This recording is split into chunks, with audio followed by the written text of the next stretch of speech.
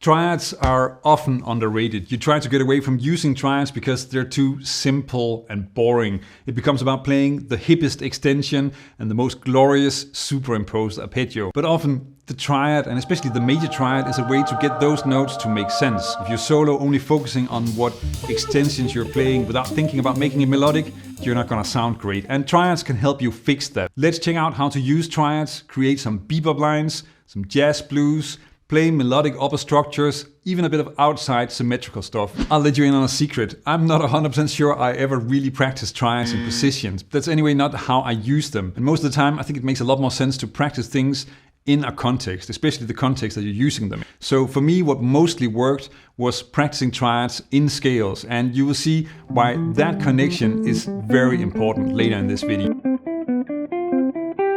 And the same thing along the neck is useful, but here remember to see those shapes on the neck as well, to be able to think of the triad as one thing and as three separate notes. But it can also be useful to practice them in chord progressions, like inversions of a 4-5-1 cadence.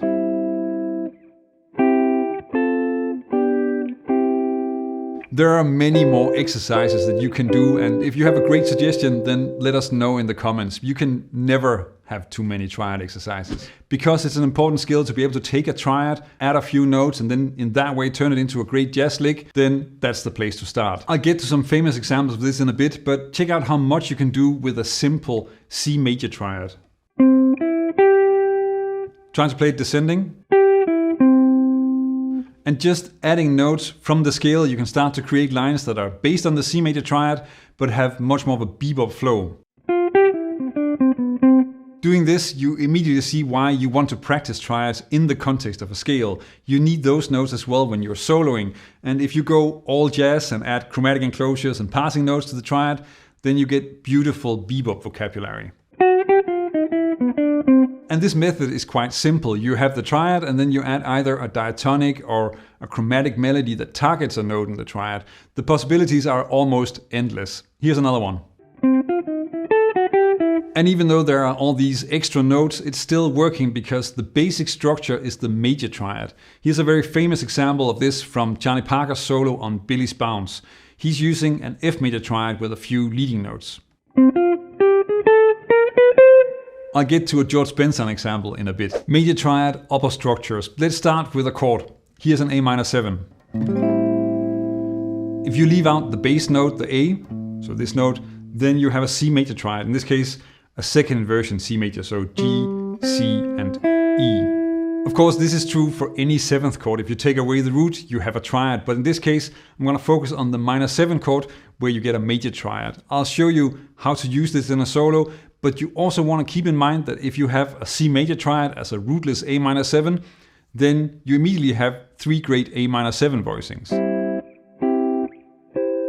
But there are some great solo ideas from this as well. Check out this George Benson lick, which is, oddly enough, also from a solo on Billy's Bounce. And here, the only thing Benson is playing on the A minor 7 is in fact a C major triad in root position. And if you want to explore this, then you can of course also start adding chromatic and diatonic phrases to the triad to give it a bit more of a bebop flavor, like this 2-5 lick.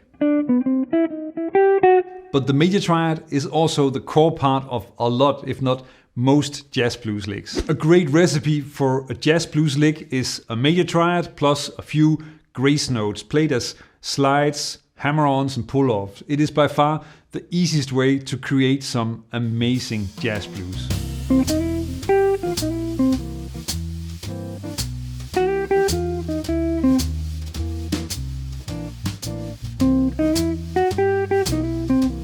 And this is really just coming from the major triad with a few grace notes and an enclosure. So I'm sliding into the chord tones of the triad and then using this enclosure of the third of the chord. And if we look at the second example that I played, then really it's just a descending C major triad. So, but I'm sliding into the first note, then repeating that, adding the enclosure, and then ending on the root. Surprisingly, it's sometimes a hot take, but you may have heard me talk about how inversions of 7-chord arpeggios are not used in jazz solos very often. But luckily, that's not the case for triads. There, all the inversions are great. For the C major triad, you have these 3 inversions. So you can really see how I'm moving the root in the root position up an octave to get the first inversion, and also how I'm taking the fifth and moving that down an octave to get the second inversion. And these work for solos as well, like this jazz blues lick using the second inversion. Or a 2-5 using the first inversion C major triad for the Am7 chord, following what I just covered about upper structures. So you can also explore the inversions if you're looking for new things to play. Let's get to some of the more tricky stuff. The alto scale can be a mysterious and difficult sound to get into, and it can be good to just start with some chords so that you can hear what it sounds like in the context of a song. Now for a 2-5-1 in C major with a G7 altered, you could play these chords. And triads can be a great introduction to creating solo lines over alto dominants, which otherwise quickly gets a bit abstract. In this case, the triad from the flat 5, so D flat major, is a great option. Check out this line with an F major triad on the D-7 and then the D flat major triad on the G7 altered.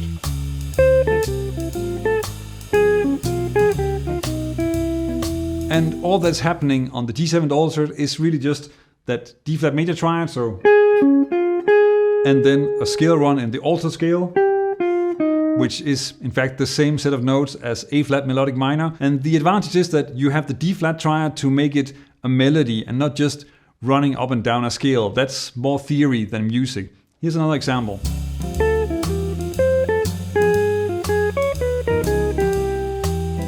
Notice how I'm not mixing in so many notes with the triad. It really is just mostly that first inversion triad that I'm using. Because that's also happening in the next section as well, which is about using the triads as shifting colors on a dominant chord. The alto scale is one of the two scale sounds that are sort of difficult to get to work when you're beginning with jazz. The other one is using the diminished scale over dominance, sometimes referred to as half-whole diminished. Luckily, major triads can solve all your problems, at least when it comes to dominant chords in jazz. For G7, then the diminished scale that you would play is this. And this scale contains 4 major triads: G major, B flat major, D flat major, and E major. And using these triads will give you much more interesting solos compared to just running up and down the scale, which is such a boring sound. Chords that sound like this scale are a G7 with a flat 9, a 13th, and maybe a flat 5. It's complicated, but it's actually also really beautiful. Mixing up two triads like E and B flat major gives you some very beautiful lines, and it's really just about finding playable melodies using the triad inversions, like this.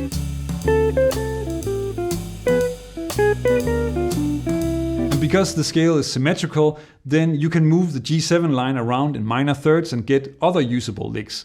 Like this one, a minor third higher, which is then mixing G and D flat major triads.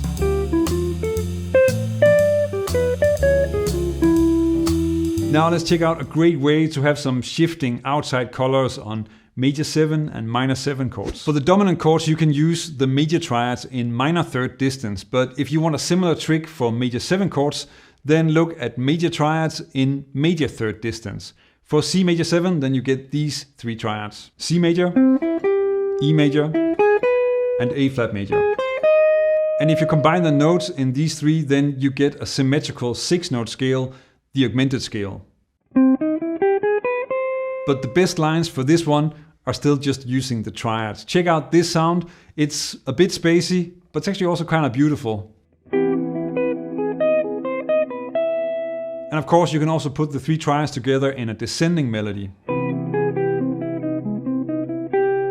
And as a bonus, since C major is an upper structure of A-7, you can also use these triads on A-7 chords, even if the scale doesn't actually have an A in there.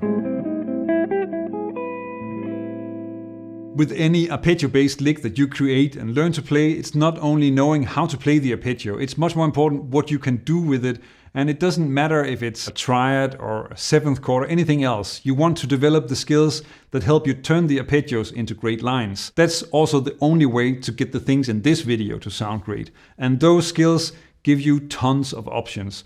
I talk about developing skills like that in this video, starting from the very beginning, but also really focusing on the most important things to get right. Check it out.